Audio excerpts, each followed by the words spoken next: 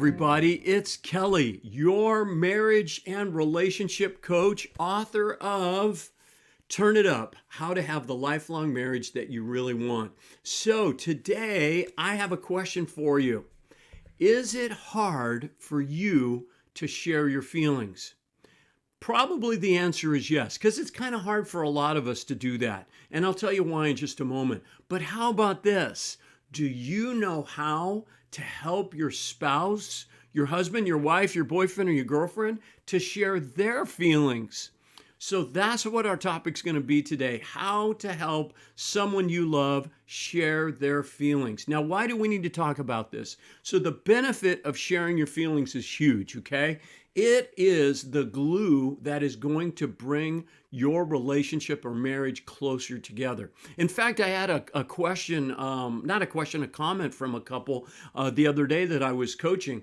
And they said, well, we spent a lot of time with each other. And if you watched last week's video, I talked about the simplest and easiest way for you to strengthen your relationship. And that was just basically spend time with each other, not rocket science. And so they came back to me and they said, well, we spent a lot of time together and we don't necessarily feel closer to each other. So I said, well, then when you're spending time with each other, do you share your feelings? And they said, well, no, not really. So this is the next step. You got to be face to face. You got to have that proximity. But once you are together, open up, share, be vulnerable.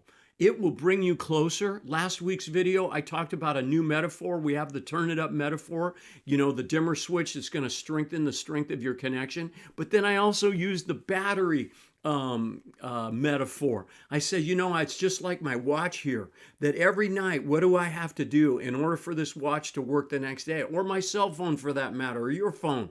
I've got to charge it up, okay?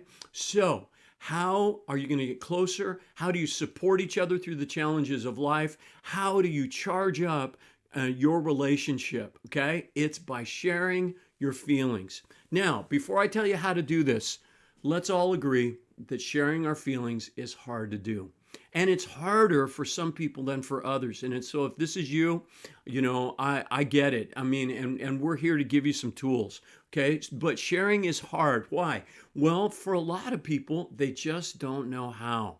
And the reason they don't know how is that probably when they were growing up, sharing your feelings, especially negative or difficult feelings, feeling like anger, frustration, pain, fear, that it caused you to cry. All of those things, you might have been shut down. Those feelings might have been met with judgment. Don't feel that way, or responses of, come on, wipe your face, stop crying. Okay, all of these kinds of things. So what do we learn to do? We learn to just stuff our feelings inside. And then there's some that their profession trains them to be professional and to hold their emotions in check. Obviously, I'm talking about my police officer friends. And, I had, there was one quote in a great book that I read about helping police officers. The book's called I Love a Cop by Eileen Kirschman. Anyway, she quotes an FBI agent that says that in our job, we have to turn off our emotions to do our job. The problem is that when we get home, we can't find the switch to turn them back on. And I just thought, wow, that is so insightful. So for some people, they don't know how because of past experiences. For others, they've been trained to turn off the emotions and then they just don't know how. For others, it's because we just aren't in touch with how we feel. And a lot of that has to do with the vocabulary. Maybe you've never really learned the vocabulary of feeling words or of emotions. And so here's the key, or here's the thing, is that you can learn how to do this, okay? It is scary. I get it, but all of us, and so now I'm going to go beyond just married couples or dating couples or engaged couples. All of us, everyone needs a safe place to share your feelings. Why? Because emotions need motion. If you trap them all inside, you're going to get more angry. You're going to get more bitter. You're going to get more afraid. In fact, I think a lot of anxiety and depression that people are struggling with in our society today is because all of their feelings are just bottled up inside. They've never learned how to let them out. And so they just stay inside and they start growing. And it just gets really, really hard. So that's why people are seeking out therapists. And there's nothing wrong with therapy. And if you need to do that, please do so, because this is a serious, serious issue. But God has something more for you. He gave you those emotions. They are good. They are healthy. They are part of how you are made. And so let's not run away from the negative emotions, especially things like anger or fear or anxiety, or even flat out rage. These things are okay, but you got to learn how to deal with them and express them in a healthy way. So for today's lesson, what we're going to talk about is how do you help someone that you care about or someone that you love share their feelings, okay? So I've got 7 steps. Here they are. The first step is this, is start with an open-ended question. Okay, start with an open-ended question. In fact, I just put up a blog post about what are open-ended questions and why they are so powerful. But let me give you an open-ended question. Instead of asking, how was your day when your husband or wife gets home from work? Hi, how was your day? Basically, a closed-ended question is one that can be answered in a single word. Okay, you ask your teenager, how was school today? What are they going to say? Fine, or okay. Or how are you? That's another closed-ended question. Why? Because they're going to answer with, okay, I'm all right, or I'm good. Okay, so if that's all you want, okay, then feel free, use a closed-ended question. But let me encourage you to use an open-ended question. So instead of saying, how was your day? Here's the open-ended question. Are you ready? You're going to want to write this down. Okay, this is so powerful. This will change the whole dynamic in your relationship. Okay, here's an open-ended question. Tell me about your day. Whoa, so simple, but yet so powerful. Tell me about your day. What have you just done? You have invited the person you care about to have a conversation with you. You see, it's more than just, well, it was okay. Well, tell me about it. What happened? What was okay about it? That kind of thing. Now, second step is that you've got to listen and focus, okay? Don't allow your mind to wander while they're talking, okay? You asked for this. You wanted to have a deeper connection. You wanted to find out how they're feeling. You wanted to help them get in touch with their feelings. So don't close it down by getting distracted. So if the TV's on, turn it off. If your phone is nearby, turn it over or turn it off or put it in the charger in the other room or something. Don't allow yourself to get distracted, but focus, listen, okay? And pay attention. And you want to find out what is going on. Third step, clarify. Well, how do you do that? Well, a couple ways. One is you could ask more questions. Well, what did you mean by that? Or why do you think that person said that to you? Or tell me more is a great way to clarify. The other thing that you can do is repeat back what you just heard. So today at work, your boss chewed you out because you were late coming back from lunch. Is that what happened? See, what I've done is that I've now, and maybe that's not what happened, okay? Maybe I misunderstood, but the step here is you want to clarify. And really what you want to do is just keep the conversation going. You want to just let this person have the floor. Remember what I said earlier is that everybody needs a safe place to share. And what makes it safe is that you don't judge. By the way, if you start asking why, well, why did you do that? That can come off as a very judgmental statement. Why? Because now they have to give an explanation. They have to give an excuse. They have to tell you why they did what they did. Okay, so don't use the question why, but just tell me more. Oh, is that what happened? Is that, repeat it back to them, that kind of thing like that. Then number 4 is you want to ask the magic question. And the reason I call this magic is because this is what's going to move you beyond the realm of just events or maybe thoughts about the events into the realm of feelings. Here it is. This is another great question that you're going to want to remember and maybe write down. Okay, here's the question. How did that make you feel? Whoa. Now you've done it. You've opened the door. You've invited them to share their feelings. How did that make you feel? And here's the thing, be patient, okay? Maybe this is going to be baby steps, because chances are the answer that you're going to get is, I don't know. How'd that make you feel? I don't know.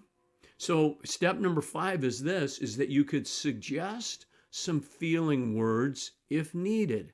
Suggest some feeling words if needed. And by the way, if you don't know what feeling words are, in the back of my book, I have an appendix and I have an entire list, probably about 100 words for feeling vocabulary that you can learn which words describe feelings. Okay, I mean, it's tons of words that you can start looking at. You could look at it together and say, well, here, take a look at these words. Tell me which one, are you, how did that make you feel? Which one of these words would be accurate? That would be a great thing to do. But I want to encourage you to be patient. This may be baby steps. This may take some time and some growth and some learning to know how to do. A lot of us are just not in touch with our feelings. So we don't know how we feel. So just be patient, allow some space, give that person some time, and let them just kind of say, well, maybe I felt, I don't know, angry. I was upset. I was mad. Okay. Or, I was just a little, I don't know, kind of bugged me a bit. Okay. Well, what do you mean by that? What do you mean by bugged? Well, I don't know. It didn't really make me mad. But I guess I was just I felt like I wasn't being valued.